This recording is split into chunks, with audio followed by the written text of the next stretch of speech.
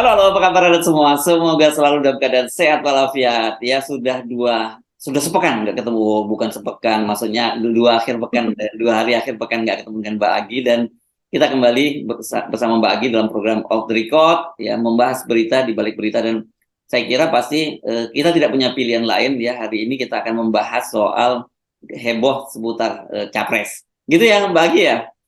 Iya, sepertinya masih ya Mas Ersu, kita membahas Yes, soal itu. Soalnya memang masih bergulir gitu dan kemudian masih panas dan masih menjadi hot topic begitu kalau di medsos yes, oke. maupun di Ya, media dan nasional.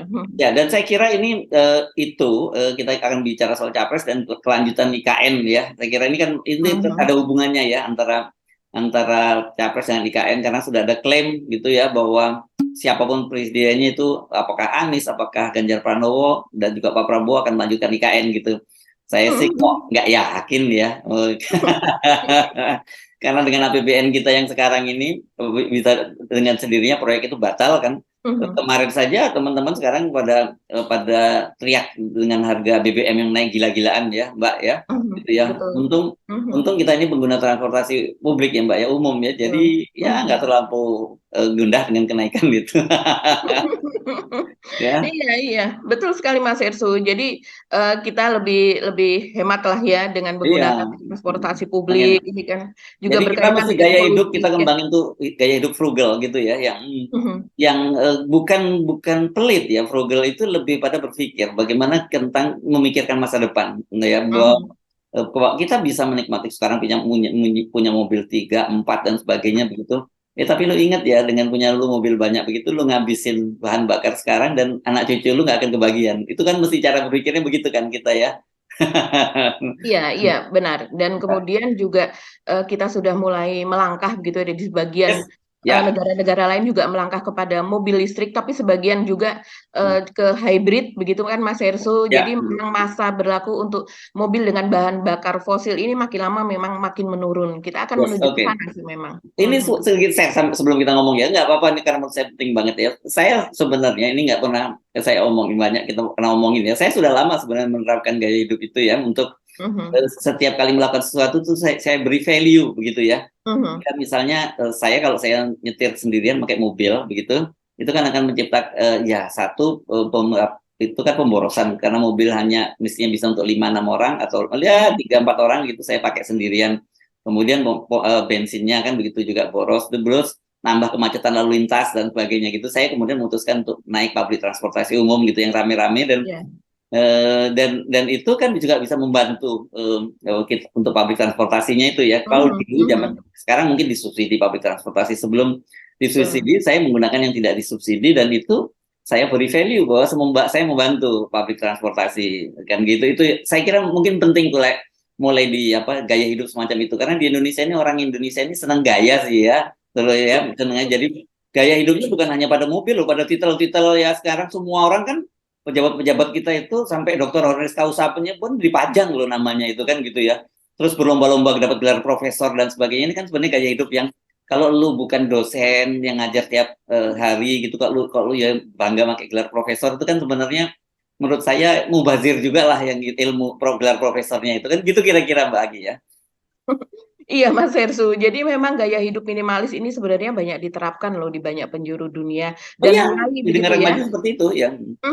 Pilihan Seperti hidup ya, misalnya bukan karena kita tidak bisa ya, bukan iya, pilihan hidup, betul. bukan Itu pilihan. adalah pilihan. Jadi, misalnya seperti kalau kita membeli baju, maka kita harus melepas satu baju kita. Jadi Ya. tidak menumpuk. Jadi kita membeli baju misalnya 5 begitu untuk kita dan anggota keluarga, maka kita minta anggota keluarga yang lain untuk mengeluarkan 5 baju mereka yang Mhm. yang ada di lemari begitu supaya itu tidak bertambah. Dan juga juga memang sepertinya seperti baju dan sebagainya itu banyak orang yang hanya sekali pakai, 2 kali pakai dan kemudian menumpuk dan sebagainya. Padahal di sekeliling kita banyak sekali orang yang membutuhkan hanya sekedar Ya. baju. Ada orang yang hanya memiliki 2 baju dan kemudian kering dipakai dan jadi pilihan kita adalah bahwa kita hidup itu lebih bermanfaat kepada orang lain Ya. ataukah kita membuang uang kita untuk sesuatu yang mubazir begitu. Yes, oke. Dan saya selalu menyampaikan gitu, bahwa beli sesuai dengan kebutuhan, bukan keinginan. Mhm. Itu ya. Iya, betul. Oke, itu Mhm. selingan saja lah untuk kita memberikan value kan. Mari kita bahas soal calon presiden ya, Mbak. Yang lagi rame banget kan sekarang yang jadi fokus perhatian tentu saja adalah Koalisi Perubahan untuk Persatuan ya, dengan deklarasi dari Anies Baswedan dan Caimin di Surabaya hari Sabtu yang lalu. Dan hari ini, nah itu yang menarik, hari ini Nasdem itu melaporkan para politisi Demokrat ya, ada SBY, dan yang jelas yang mau dilaporkan SBY gitu, karena memang kemarin yang banyak memberikan statement Pak SBY. Saya nggak tahu siapa lagi yang bakal dilaporkan, mungkin Andi Arief gitu ya sebenarnya. Tapi menurut saya, karena ini menurut saya sama aja nih, kalau sebelumnya kan kita sebut ya Demokrat baper begitu ya. Ini saya kira Nasdem juga sama, ngapain sih politik aja kok masih pakai lapor-lapor kan? Padahal kita sendiri kan selalu mempersoalkan orangnya sedikit-dikit kalau ada kritik, ada apa dilaporkan. Ya sekarang masa partai politik ikut ngelaporin partai politik yang lain kan gitu? Ngapain sih seperti itu dalam politik kan gitu ya Mbak ya? Iya, jadi saya juga melihat sama seperti Mas Hersu ya. Kalau seandainya pun ada statement dari pihak Pak SBY dan Demokrat dan petinggi Demokrat lainnya, kan saya melihat juga di Twitter itu mereka membuat status-status seperti itu ya, begitu. Tapi sejauh ini memang statusnya itu merasakan apa ya, kekecewaan yang sangat mendalam, kegelisahan, tapi tidak menghujat sejauh saya. Seperti misalnya status dari Johnson Sitindaun begitu, itu masih berucap bahwa ya kita berpisah jalan. Anda silahkan dengan pilihan Anda, dan kami masih akan terus mencari begitu ya untuk masa depannya, untuk pilihannya ke depannya. Dan menurut mereka itu adalah pilihan yang lebih baik daripada berjalan dengan koalisi yang tidak sesuai begitu kan. Cuman memang ada permintaan memang ya terakhir ini ya Mas Hersu dari Demokrat, bahwa menurut mereka kata perubahan itu usulannya adalah dari mereka. Jadi koalisi itu mereka minta agar itu tidak dipakai lagi kata perubahan misalnya. Ini memang masih terus berlangsung ini sepertinya. Apa yang ditunjukkan atau dicapkan Pak SBY kepada Demokrat dan juga kepada Anies gitu masih tetap berlangsung. Tapi kan sebetulnya masyarakat itu pandai menilai begitu. Mereka mungkin kaget di awalnya, tapi mereka kemudian pandai menilai. Kenapa Pak SBY mengatakan hal tersebut? Mereka memaklumi bahwa pada saat itu mungkin Demokrat sudah berada di posisi yang sangat tinggi begitu ya, akan menjadi menjadi calon cawapres, tapi kemudian ketika tiba-tiba itu tidak jadi, sehingga mereka berada dalam posisi di ubun-ubun gitu ya, yang mereka sangat-sangat marah. Tapi kemudian posisi itu secara manusiawi juga mungkin akan terjadi di orang pada umumnya begitu kan. Tapi sesudah itu kan mereda. Kita melihat juga posisi dari para petinggi Demokrat di bawahnya juga sudah mulai mereda belakangan ini begitu, dari status yang mereka keluarkan misalnya. Nah, mungkin di Nasdem juga pada saat dituduh seperti itu, mereka mungkin juga tidak terima dituduh seperti itu, karena menurut mereka ada sebagian benar, ada sebagian yang tidak. Tapi kan juga tidak perlu bereaksi yang sedemikian, karena ini mengganggu langkah ke depannya. Mereka akan sibuk dengan hal seperti ini, dan ini pasti digoreng Mas Hersu dari pihak-pihak lain gitu. Jadi pasti akan orang banyak tepuk tangan gitu dengan langkah yang dilakukan oleh Nasdem. Tapi bukan tepuk tangannya bukan bersimpati pada Nasdem, bukan, justru komporin terus gitu ya, karena padahal kita lihat kan ada upaya-upaya, kalau termasuk dalam wawancaranya dengan saya, jubirnya Anies Baswedan, Sudirman Said, yang masih berharap Demokrat itu bisa kembali, PKS juga lewat sekjennya juga menyatakan kalau bisa kembali gitu. Dan saya kira sebenarnya itu pilihan yang masuk akal. Kita memahami bahwa dalam situasi kemarin mungkin memang Demokrat tuh marah sekali gitu, karena merasa tinggal satu langkah lagi menjadi pengantin bersama Anies, tiba-tiba kok hilang begitu saja. Ini kan seperti kayak kasus anak muda yang di ghosting gitu ya, kesannya kan seperti itu ya Mbak ya. Dan saya sendiri juga terkejut ketika kan Mbak Agi juga ngikuti ya waktu jumpa persnya ke Pak SBY memberikan pengarahan sebelum Majelis Tinggi, kan Pak SBY menyebutkan bahwa sebagai tentara, sebagai militer, beliau itu terlatih dan diberi semacam pelajaran doktrin dari seniornya bahwa kamu itu jangan mengambil keputusan dalam kondisi yang marah, begitu ya. Tenang dulu, tenang dan baru bisa mengambil keputusan. Loh, tiba-tiba kok keputusannya langsung keluar dari koalisi, kan ini kan sebenarnya keputusan yang marah gitu. Itu yang orang jadi tanya-tanya, loh Pak SBY kok, saya sendiri juga feeling saya begitu nyimak Pak SBY, ini mungkin Pak SBY dan petinggi Demokrat itu semacam coba mengakomodir dan mengkanalisasi kemarahan kader di bawah gitu ya. Tapi kalau tiba-tiba kemudian diputuskan dia langsung keluar, berarti yang marah mereka dong. Cuma meminjam bahasa kader aja yang marahnya berat. Kan gitu jadinya. Ini kan sayang sayang banget gitu karena kalkulasinya pertanyaannya buat kita gitu. Ini kepada Demokrat dulu ya. Kalau kemudian dia keluar dari koalisi perubahan persatuan itu kan mereka menyatakan bahwa kenapa bersama dengan Anies itu karena semangat perubahan tadi kan Iya. begitu ya Mbak ya. Tapi Hmm. kalau kemudian dia keluar dengan alasan itu dan kemudian ternyata dia kemudian bergabung misalnya katakanlah dengan Prabowo atau bergabung dengan Ganjar Pranowo, ini kan Hmm. jelas-jelas kadar rezimnya kelanjutan Lebih. rezimnya Hmm. lebih tinggi. Jadi di mana perubahannya kalau kalau di koalisi perubahan kan masih tetap bersama ada Anies Baswedan lah setidaknya yang dianggap faksi Hmm. perubahan karena sekarang Hmm. ini memang jujur aja dan tambah PKS gitu kan sekarang Hmm. faksi faksi keberlanjutan rezim itu memang lebih kuat di koalisi perubahan persatuan itu karena ada Nasdem yang bagian dari rezim kemudian Hmm. PKB dan Caimin juga bagian dari rezim kan begitu Mbak Hmm. ya. Jadi Hmm. kalau nanti ada Demokrat itu kan saya kira kemudian faktor ke perubahan itu lebih Hmm. kuat kan tidak Hmm. ada PKS ada Demokrat dan kemudian ada Anies Baswedan begitu ya. Sementara saya kira dari sisi Nasdemnya ngapain ya dia mesti ngelaporin begini kan dalam dalam tanda petik ini sekarang yang menang banyak ini Nasdem kan begitu ya. Hmm. Dia Hmm. sejak semua dia yang orang akan melihat bahwa yang mendeklarasikan pertama kali Anies itu kan Nasdem ya kemudian Hmm. baru diikuti oleh PKS dan Hmm. Demokrat nggak pernah deklarasi loh cuman hanya press release saja kan gitu ya dan paling Hmm. belakangan Hmm. dia menggunakan press release saja jadi sebenarnya harusnya ini gitu harusnya Nasdem yang dapat kotel efek yang besar dari Hmm. Anies tapi dengan situasi sekarang ini dan kemudian ditambah dia melaporkan Demokrat menurut saya Hmm. orang akan bilang oke, seperti komentar mereka gue akan tetap pilih Anies tapi gue nggak pilih Nasdem. Gitu, jadinya begitu kan nantinya kalau diterusin kan.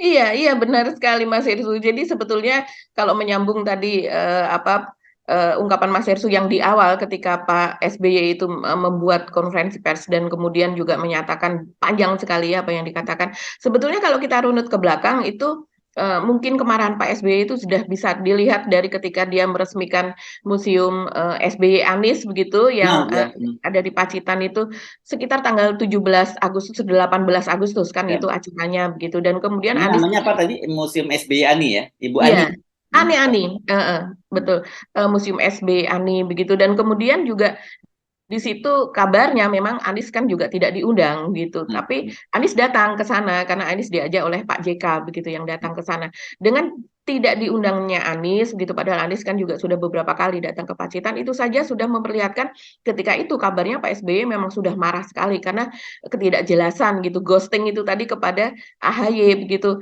Dan kemudian ini terus berlanjut sehingga akhir dari Agustus kemarin itu ketika kemudian Caimin bertemu dengan Surya Paloh dan sebagainya, terjadi kesepakatan dan sebagainya. Jadi ini merupakan akumulasi ya Mas Hersu, dan kemudian itu meledak di akhir Agustus itu begitu. Jadi ya memang saya lihat sih kenapa terjadi ledakan seperti itu mungkin karena dari Demokrat memang tidak ada rencana plan B begitu ya, walaupun dia Iya, selalu mengatakan bahwa akan kalau seandainya ini bisa saja keluar tidak mendukung Anies lagi, tapi kemana gitu ya. kan? Dan Hanya orang tersisa dua pilihan, Ganjar iya. dan Pak Prabowo. Pak Prabowo dulu teman koalisi, gitu kan. Dan juga Tapi ribut juga dulu dengan Pak tapi Prabowo ribut juga. juga, betul. Dan Demokrat juga tidak sepenuh hati kan kemudian Ya, gitu. jadi orang kan akan kemudian nggak salah kalau menyimpulkan ya sebenarnya buat buat Demokrat itu nggak peduli kok sebenarnya perubahan apakah Anies menang atau kalah pokoknya yang penting AHY jadi calon wakil presiden kan nggak salah kalau orang kemudian menyimpulkan seperti itu juga kan Mbak Agi ya. Iya, ada orangnya sebagian kemudian berpikir demikian begitu. Orang apa ya? Seharusnya itu di orang ini netizen ya yang menyarankan kalau saya melihat begitu ada di medsos begitu kalau di bahasa Jawa tuh apa dileremkan ya, didiamkan dulu supaya tenang Ditenangkan gitu. hatinya, Ya, ditenangkan dulu. menenangkan hati dulu, terus kemudian apa yang akan dilakukan. Karena memang kalau seandainya Demokrat itu stay di koalisi perubahan, ini akan sangat dahsyat sekali nih koalisi. Begitu Mm. kan? Dan Tidak ada Demokrat juga akan dapat banyak keuntungan kan gitu. akan dapat banyak keuntungan. Sekarang saja begitu ya, yang seperti pemilih Demokrat, karena kenyataannya pemilih Demokrat itu banyak yang tetap stay di Anies. Jadi Mm-mm. kalau saya melihat itu banyak ya yang mengatakan saya tetap akan pilih Anies, tapi untuk partainya saya pilih Demokrat. Loh kok? Jadi kan lucu sekali ya. Tapi ternyata memang ada pilihan-pilihan yang mereka seperti itu karena mereka lebih percaya bahwa perubahan akan dilakukan oleh Anies siapapun wakilnya, begitu. Dan kemudian tapi mereka mungkin tadinya mereka adalah mungkin konstituen atau pendukung Demokrat seperti itu begitu. Yang mereka pun sebagian tidak menginginkan bahwa Demokrat ini bergabung bersama Ganjar atau bergabung dengan Prabowo. Karena dari awal memang kata perubahan itu sudah melekat Mas Hersu baik di PKS terutama terus kemudian juga di Demokrat yang selama ini menjadi partai oposisi dan konsisten di oposisi begitu dari berbagai macam apa yang ada di undang-undang yang memang tidak sesuai dengan keinginan dari para pendukung Demokrat dan PKS ini, masyarakat pada umumnya itu kan memang keduanya ini, misalnya Demokrat, dia kalau tidak abstain, terus kemudian dia juga mendukung dengan catatan dan sebagainya. Kalau PKS mungkin dia ada yang kemudian walk out dari forum gitu ya, dari paripurna yang akan mengesahkan sebuah undang-undang yang kemudian banyak yang yang mengkritisi seperti itu. Tapi artinya dalam hal ini sebenarnya Demokrat sudah berjuang begitu lama sebagai partai oposisi. Ketika ini sekarang terjadi seperti ini, Demokrat keluar, dia menceloknya kan harus tetap ke Prabowo begitu kan ya. Ya, Dan kalau tidak kepada PDIP begitu ke Ganjar. Ini yang sampai saat ini masih banyak yang berharap nih Mas Hetsu di ya, medsos. Medsos Pak, ini kan ya, wakil dari suara masyarakat luas ya, menginginkan Demokrat masuk kembali ke ya. situ. Padahal kan selama Perubahan. ini orang seperti saya pun menilai track record yang lama dari Demokrat itu kan mereka ini sebenarnya oposisi setengah hati tadinya ya. Ya. Tadinya kan begitu dan belakangan ini kan Demokrat sebenarnya udah berhasil membangun image bahwa dia bagian dari Betul. oposisi. Walaupun kita tahu sebenarnya ya karena beberapa faktor kenapa dia terpaksa kemudian menjadi oposisi gitu ya. Dan kalau tadi itu kemudian track recordnya baperan begitu orang nyebutnya kan ya karena ketika ingat kan dulu ketika Pilpres 2019 kan juga sempat ribut-ribut juga dengan Pak Prabowo. Cuman pada waktu itu mungkin Pak Prabowo-nya santai saja juga gitu kan. Tapi Pak Prabowo juga sempat disebut Jenderal Kardus kan pada waktu itu kan gitu ya. Ketika akhirnya tidak menggandeng AHY malah menggandeng calon internal yakni Sandiaga Uno. Jadi orang mencatat seperti itu. Jadi mestinya kalau kemarin proporsinya Nasdem Demokrat itu proporsional gitu ya, marahnya itu proporsional, orang akan bisa digunakan senjata playing victim itu bisa gitu ya. Tapi kalau sekarang orang udah kelebihan juga nih gitu ya. Sama juga orang begitu ngelihat Nasdem, oh Nasdem juga kelebihan nih dengan ngelaporin ngelaporin Demokrat. Saya kira sama-sama itu dan padahal kan banyak orang yang menginginkan agar Demokrat balik lagi gitu. Tapi dengan cara seperti ini rasanya ya pintu buat Demokrat itu tertutup gitu. Yang rugi siapa? Yang rugi tentu saja orang yang menginginkan melakukan perubahan. Kedua juga Demokrat gitu loh. Yang seperti Anda sebut mau kemana gitu. Nanti terjadi pada kayak Pilpres 2019 kan dia last minute juga akhirnya mendukung Prabowo begitu ya. Karena tidak bisa masuk ke Pak Jokowi ya akhirnya dia mendukung Prabowo last minute juga nggak dapat apa-apa gitu. Itu yang saya kira ini mesti ya marah itu memang itu tadi ya memang kita kan diingatkan kalau dalam Islam diajarkan katanya kalau kita lagi berdiri marah kita disuruh duduk kalau mesti duduk nggak bisa juga marah suruh ambil wudhu dulu kan gitu ya supaya marahnya hilang. Iya, jadi kalau berdiri kita marah maka kita harus duduk. Kalau duduk pun kita marah kita harus rebahan. Tapi Rebahan gitu, wudhu dulu sebelum ya, rebahan dan wudhu dulu. duduk begitu, karena itu memang menenteramkan hati, membuat ketenangan gitu ya, membuat diri kita tenang. Sebenarnya ketenangan didapat dari kita mengulur waktu. Tapi kalau saya melihat memang kalau posisi berdiri itu posisi yang siap untuk bertempur kan. Oke. Karena posisi duduk adalah selangkah lagi untuk dia berdiri dan kemudian bertempur. Kalau sudah rebahan, itu artinya dia mencari ketenangan kan seperti itu. Jadi ya memang kalau dianalogikan ke dalam sebuah partai ya itu bisa juga Mas Hersu dengan menambah jeda waktu begitu kan untuk kita mencari ketenangan. Dan kalau saya melihat sih sekarang nuansanya begitu Mas Hersu secara umum ini banyak masyarakat gitu ya warga yang kemudian malah justru bersimpati kepada PKS. Karena Hmm. PKS sebetulnya kan juga ada kemarahan di situ.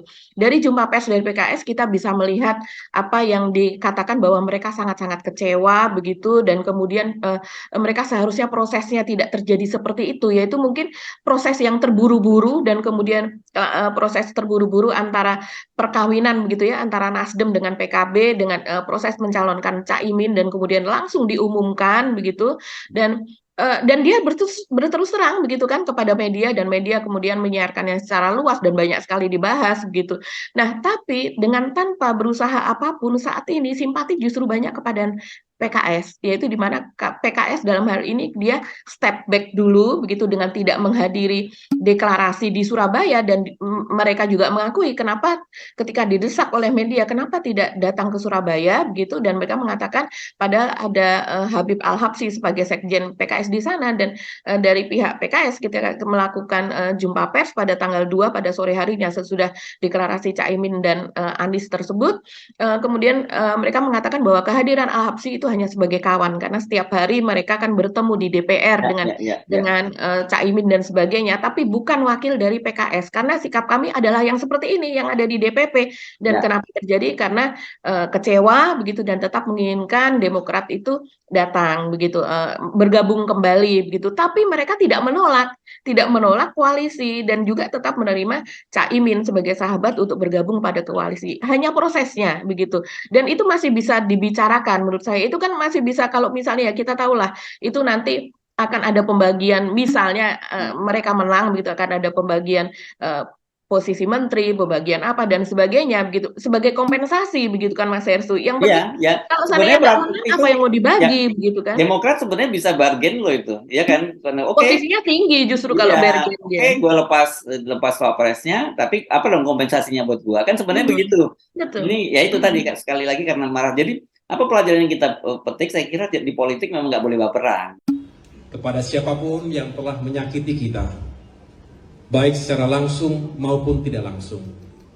Semoga kita semua bisa memaafkan, walaupun tidak begitu saja melupakan. Saya pun sebagai manusia biasa tentu tidak luput dari kekurangan. Mohon dimaafkan. Mari kita buka lembaran baru ke depan. Kita harus segera move on. Hari ini kami, keluarga Partai Demokrat, dengan berbesar hati, dengan kerendahan hati, menyatakan move on dan siap menyongsong peluang-peluang baik di depan.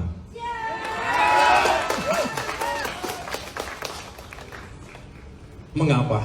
Karena pada akhirnya negara ini adalah negara yang besar, memerlukan pemikiran yang besar, jiwa yang besar, dan tindakan-tindakan yang besar. Jangan terjebak pada narasi dan isu yang bisa memecah belah sesama anak bangsa. Kita tidak tahu dalam perjalanannya ke depan, kita mungkin akan bertemu kembali dan menjalin kerjasama untuk agenda-agenda besar kebangsaan. Untuk itu, saya mengucapkan selamat kepada Bapak Anies Rashid Baswedan dan Bapak Muhaimin Iskandar yang baru saja mendeklarasikan sebagai pasangan calon presiden dan calon wakil presiden 2024 ke depan. Semoga sukses. Akhirnya, kepada seluruh kader Demokrat, saya berpesan. Tidak ada jalan yang lunak untuk mencapai cita-cita yang besar. Lanjutkan kerja keras kita. Tetaplah rendah hati. Juga tetap percaya diri. Sukses dan kemenangan tetap bisa kita raih tanpa harus mengorbankan nilai-nilai moral, etika, serta kehormatan dan persahabatan. Gusti Allah mboten sare. Tuhan tidak tidur. Ia tahu apa yang kita niatkan, kita ikhtiarkan dan kita perjuangkan. Insya Allah hasil tidak akan mengkhianati usaha. Terima kasih, Tuhan bersama kita. Wassalamualaikum warahmatullahi wabarakatuh.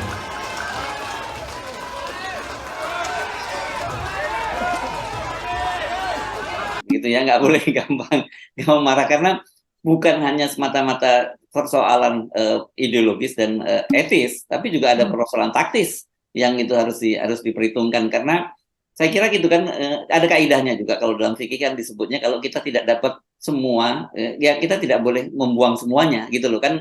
Kalau apa yang terjadi pada Demokrat ini, dia karena dia tidak dapat semuanya, dia mau buang semuanya begitu. Padahal kan kalau kita nggak dapat semuanya, ya kita ambil sebagian saja. Ini yang saya kira penting buat kita semua lah, pelajaran yang semacam ini kan, kasus semacam ini. Dan tapi kan ini belum sebenarnya ya Mbak, belum berakhir, karena ini nanti kan itu akan kita sebut berakhir itu ketika sudah pendaftaran di KPU begitu. Tetapi dengan langkah Nasdem yang sekarang melaporkan Demokrat, ya saya kira akan semakin sulit itu. Kalau toh kemudian mereka balik pun juga hubungan itu sudah nggak nyaman begitu. Jadi saya kira ya sama-sama, dua-duanya sama-sama baper lah gitu.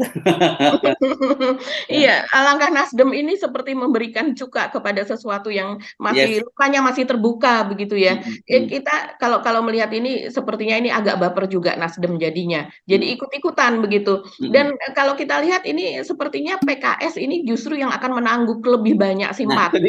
Dan tanpa berusaha, tanpa melakukan apapun, hanya dengan ketenangan, dan mereka mengatakan bahwa mereka tetap konsolidasi. Apalagi kemarin dia juga langsung ada acara di mana, di Medan kalau tidak salah, atau dan bersama Anies. Dan jangan lupa, ini soal Caimin, mereka menyambut kedatangan Caimin, ahlan wa sahlan disebutnya begitu. Tetapi untuk calon wakil presiden, Caimin sebagai calon wakil presiden itu mereka akan bicarakan dulu di Majelis Syuro. Saya tahu akhirnya pasti akan diterima, tapi kan ya ada prosesnya dulu lah, kira-kira gitu. Nggak semata-mata langsung diterima begitu saja. Karena saya kira PKS juga masih, kenapa kemarin nggak hadir itu, dia menjaga perasaan dari Demokrat gitu ya. Dan dia pasti, karena bagaimanapun kan hubungan antara PKS dengan Demokrat itu cukup lama. Dulu selama 2 periode pemerintahnya Pak SBY kan PKS itu bagian dari kabinetnya Pak SBY. Jadi rasanya nggak etis kalau langsung frontal juga seperti dengan Nasdem. Sementara Nasdem itu kan oposisi di zaman dulu kan. Kebalikan posisinya, memang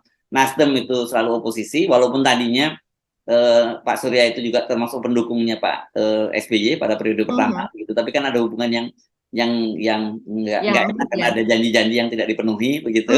Akhirnya jadi oposisi lah Pak Surya Paloh itu, dan kemudian di eranya Pak Jokowi gantian, Demokrat yang udah ada di oposisi, Pak Surya Paloh itu dan Nasdem ada di pemerintahan. Nah sekarang kelihatannya mereka masih belum bisa mengatasi persoalan hubungan personal mereka yang terjalin sekian lama, yang selalu berada dalam kubu yang berbeda-beda itu gitu loh Mbak. Iya, dan sebetulnya juga Caimin dengan Pak SBY itu kan hubungan yang cukup baik. Oh iya, 2 periode. Menakernya ya, mantan Menteri Tenaga Kerjanya. Jadi saya rasa mereka sudah, kalau yang namanya mantan Menteri Tenaga Kerja selama 5 tahun begitu kan, itu hubungan yang sangat intensif gitu.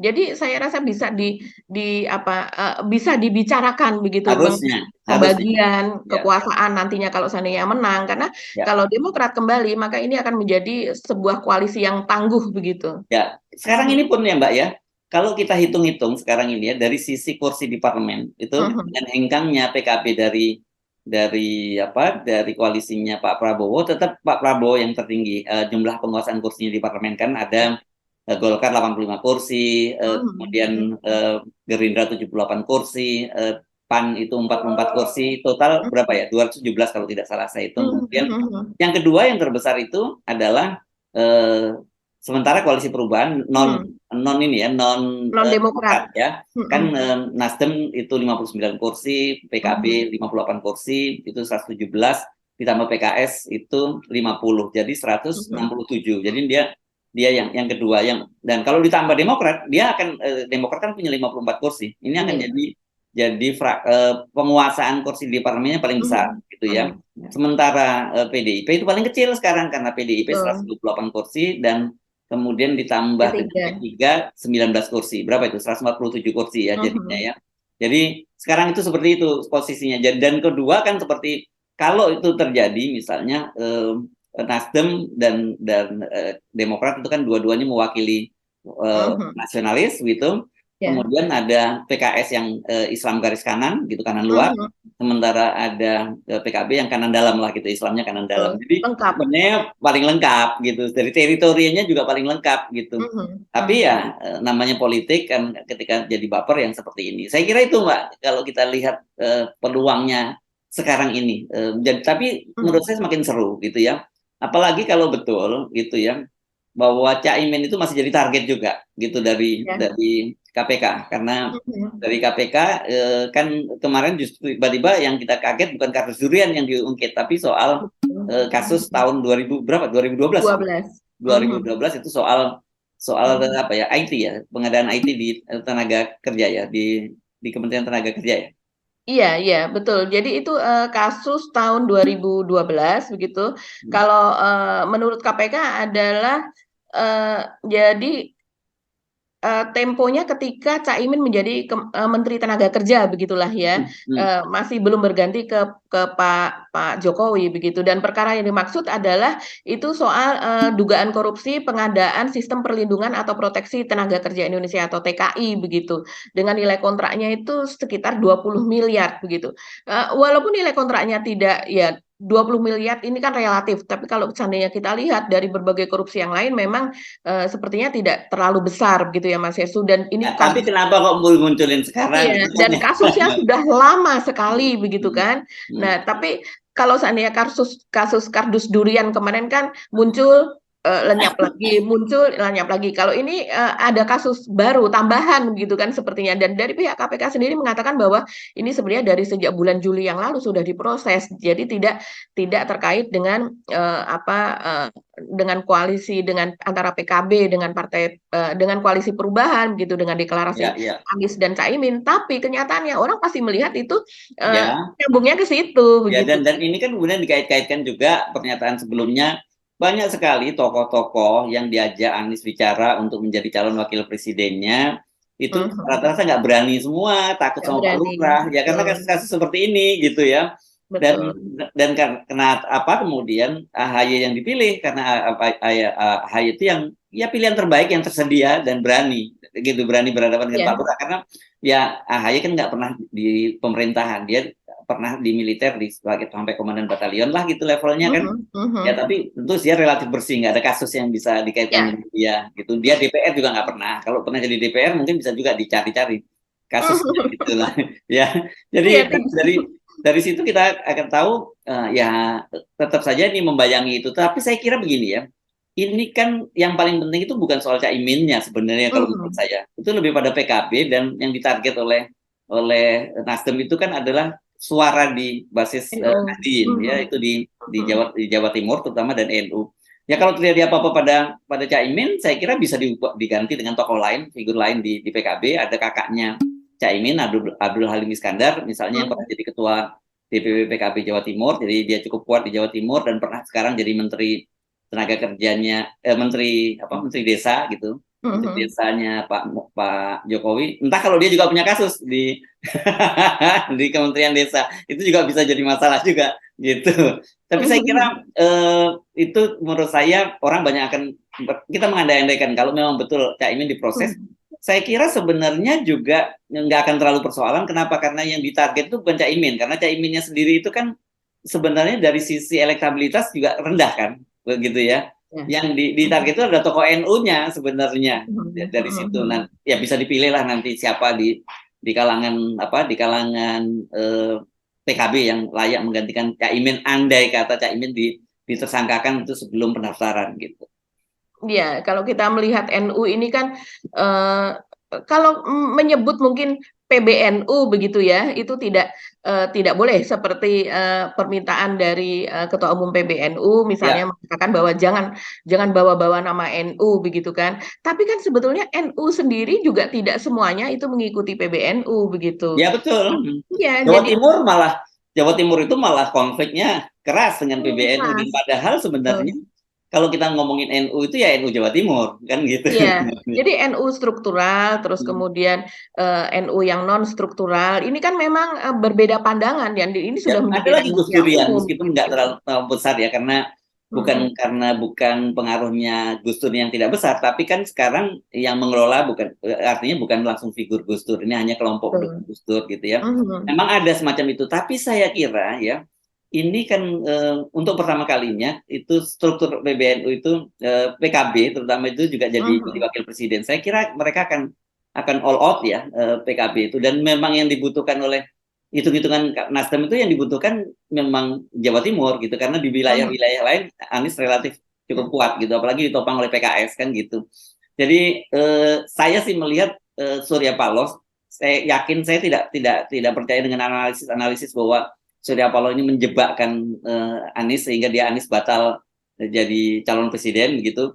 Karena pengorbanannya Surya Paloh udah banyak banget dengan mencalonkan Anies Baswedan. Masa iya dia udah habis-habisan begitu, terus sekarang tiba-tiba di ujungnya dia main cari selamat dengan menjebakkan Anies dengan memasangkannya dengan Caimin. Karena yang saya dengar juga itu memang ada pembicaraan itu, ditanyakan itu soal oleh Anies Baswedan kepada Pak Surya Paloh tentang bagaimana soal Caimin itu kan gitu, dan Surya Paloh setidaknya itu bisa memberikan garansi. Dan pertemuan dengan Pak Jokowi pada hari Kamis yang lalu kan orang selalu menafsirkan tuh kan kata restu dari Pak Jokowi, ada benernya ada tidaknya juga gitu, tidak semata-mata itu soal restu dari Pak Jokowi gitu, karena pokoknya ya sinyalnya bahwa dia pasti memberikan pesan pada Pak Jokowi, oke, ini saya akan pasangkan Imin dengan Anies, dan dia tentu minta jaminan untuk gak diganggu gugat gitu. Dan sejauh ini kelihatannya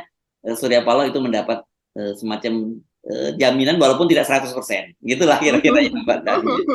Iya ya, dan itu berkaitan dengan kalau saya melihat membaca hasil investigasi begitu ya dari majalah Tempo begitu. Ini kan karena keberanian dari Caimin juga begitu. Ini Ya. memang kancil ya Caimin ini. Jadi dia memang apa kancil atau belut begitu ya. Dia begitu Apalah lincah kancil itu begitu. karena badannya kecil gitu ya.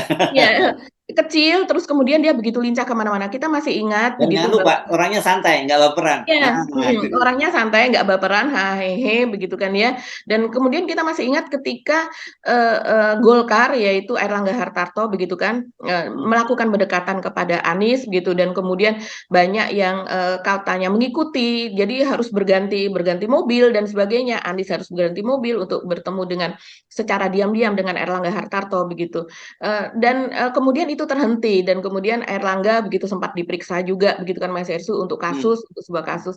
Tapi kalau Caimin ini berdasarkan yang terjadi selama ini, jadi dia berkali-kali melakukan pertemuan dengan pihak Anies, bahkan dari pihak dari Caiminnya sendiri juga pernah datang ke rumah Anies, dan kemudian juga ada utusan dari Caimin dan utusan dari Anies yang terus intensif berkomunikasi, itu tidak terendus begitu. Bagaimana itu bisa terjadi? Dan kemudian bahkan dikatakan bahwa Caimin ini melakukan pendekatan kepada Anies adalah karena dia kecewa ketika Pak Jokowi itu ingin menduetkan begitu antara Ganjar dengan Pak Prabowo. Kita masih ingat itu panen yang di Kebumen yang kita Ya, juga Kebumen ya, ya. mengkontenkan itu. Foto berdua yang Iya, pada waktu foto berdua, ya Pak. foto bertiga di tengah sawah, Ya. dan ternyata itu di situ kan kemudian terungkap bahwa Pak Jokowi mengatakan, ayo siapa yang akan menjadi capres dan siapa menjadi cawapresnya terserah, silahkan dibicarakan berdua begitu. Dan Dan Pak Menteri siapa? Menteri Pertaniannya diminta pertanian jauh-jauh ya supaya nggak disuruh muncul. jauh-jauh supaya ada pemotretan itu, dan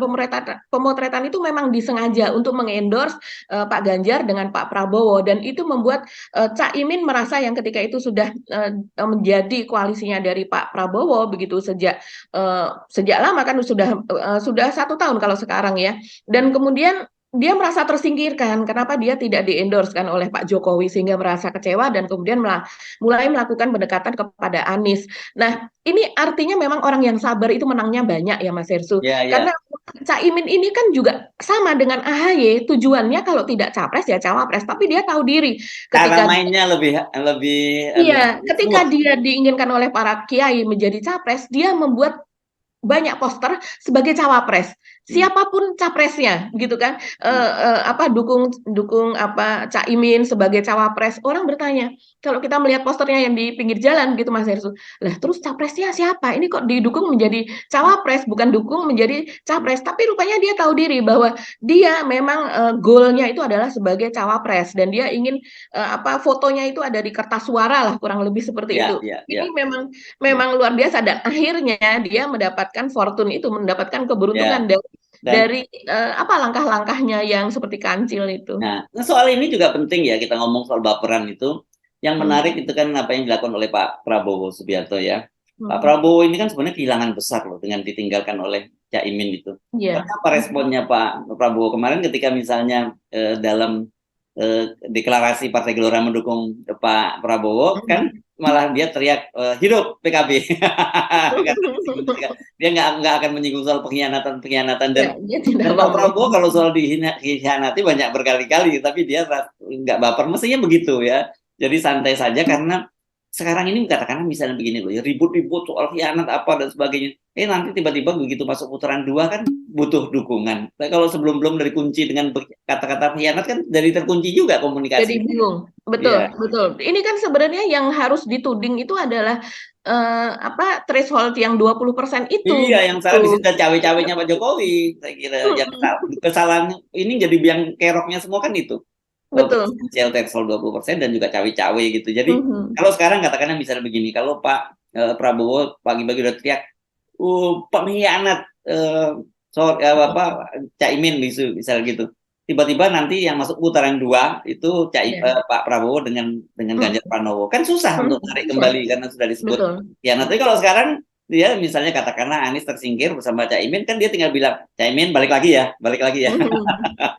Enak kan seperti itu kan intinya. Iya, apalagi terakhir Caimin sudah mengirimkan WA begitu ya, pamit kepada Muzani yaitu sekjen dari Gerindra dan kemudian juga diterima dengan baik begitu dia meninggalkan koalisi itu walaupun malah justru misalnya dari PAN Pak Zulkifli Hasan mengatakan Caimin itu belok tanpa sen seperti tapi itu masih dalam nuansa sesuatu sindiran yang tidak telak lah dan begitu. dia kan menterinya Pak Jokowi ya wajar kalau begitu belok kiri ke sen. Oke, lagi saya kira kita lanjutin tadi kita janji soal IKN gitu ya. Ini klaim siapa sih Mbak yang menyatakan bahwa 3 calon presiden itu sudah semua komit 3 calon presiden komit untuk melanjutkan IKN itu. Jadi itu kemarin ya Deputi Bidang Pendanaan dan Investasi dari IKN yaitu Pak Agung Wicaksono begitu dia mengklaim di hadapan forum ASEAN jadi para delegasi ASEAN karena sesuai dengan tugasnya lah dia bidang pendanaan dan investasi dan dia mengatakan bahwa pada Pilpres 2024 tersebut ketiga capres begitu kan saat ini ya memang baru 3 begitu kan kita tidak tahu ada yang baru lagi atau tidak tapi ketiga capres yang sudah mencalonkan diri ini tidak ada yang tidak mendukung IKN. Jadi menurut dia bahwa jika nanti mereka terpilih siapapun itu ya terpilih menjadi presiden maka mereka pasti akan melanjutkan IKN. Jadi ini nuansanya adalah dalam rangka meyakinkan para investor dari ASEAN sendiri begitu dan juga kan ini kan tidak hanya ASEAN kalau di situ teman-teman ASEAN juga diundang kan dalam KTT ASEAN bahwa mereka jangan ragu untuk berinvestasi di IKN. Itu dalam rangka itu Mas Hersu bahwa saat ini kan keraguan terbesar memang dari para investor itu adalah pertanyaan apakah nanti kalau ada pemerintahan yang baru masih akan tetap dilanjutkan begitu kan mereka butuh kepastian itu begitu dan ya semua investasi pasti atau investor itu pasti butuh kepastian itu jadi dia mengklaim seperti itu Mas Hersu karena memang pertanyaan yang muncul dari pembangunan IKN itu adalah itu orang ingin berinvestasi atau investor ingin berinvestasi tapi menunggu terbentuknya pemerintahan yang baru. Ya. Dan kalau barang itu bagus, sebenarnya kan nggak perlu lama-lama, semua orang akan berebut. Apalagi katanya waktu itu oversubscribe gitu ya. Kalau oversubscribe itu ya, mestinya sekarang udah jalan. Dan kita lihat sekarang dikerahkan katanya itu para taipan dalam negeri gitu. Dan menurut Bahlil itu September ini udah mulai groundbreaking ya, pembangunan mall dan hotel.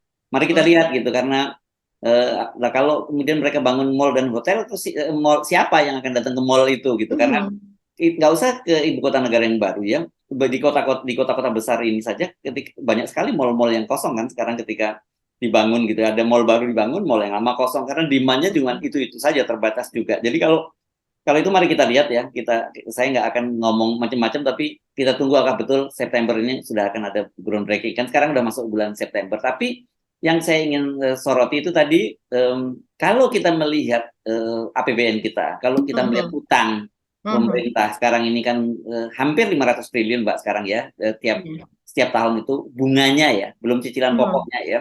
Dan diperkirakan nanti ya setelah tahun 2024 itu ya sekitar bunganya mungkin sekitar 500-an triliun dan cicilan pokoknya sekitar 600-an triliun gitu. Bayangkan kalau pendapatan kita sekarang berapa APBN-nya? Saya angkanya 2.600-an ya kalau nggak salah ya angkanya ya. Tapi nanti kalau Anda punya angka yang pasti Anda koreksi. Kalau 1.100 saja itu sudah untuk membayar utang dan bunga pokoknya. Terus tuh bangun proyek-proyek itu dari mana? Nggak mungkin gitu. Jadi saya kira katakanlah ini Pak Prabowo yang sekarang benar-benar selalu ngomong bahwa dia akan melanjutkan semua pembangunan yang dilakukan oleh Pak Jokowi dan tentu dalam hal ini secara khusus IKN itu dia jelas Pak Prabowo akan melanjutkan itu. Pak Prabowo punya kepentingan karena dia dan juga adiknya juga punya lahan di sekitar IKN katakanlah seperti itu.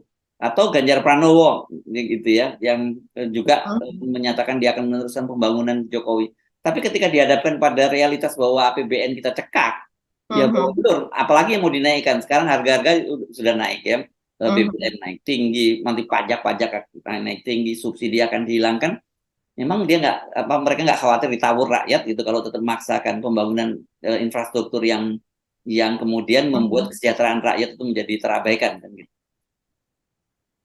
Iya Mas Ersu, jadi kalau pemerintahan yang akan datang saya rasa siapapun itu, walaupun itu adalah atas endorse Pak Jokowi, misalnya Ganjar sekalipun dia yang akan menjadi presiden, saya rasa dia harus melaksanakan amanat yang ada di dalam Undang-Undang Dasar 1945 lebih dulu, yaitu dia harus seperti Ibu Mega kan belum lama ini dia mengatakan gitu pada acara yang ada di Semarang itu Mas Ersu, konsolidasi relawan yang ada di Semarang dan kemudian Bu Mega hadir lewat rekaman video dan dia akan mengatakan bahwa kalau seandainya Ganjar yang terpilih maka itu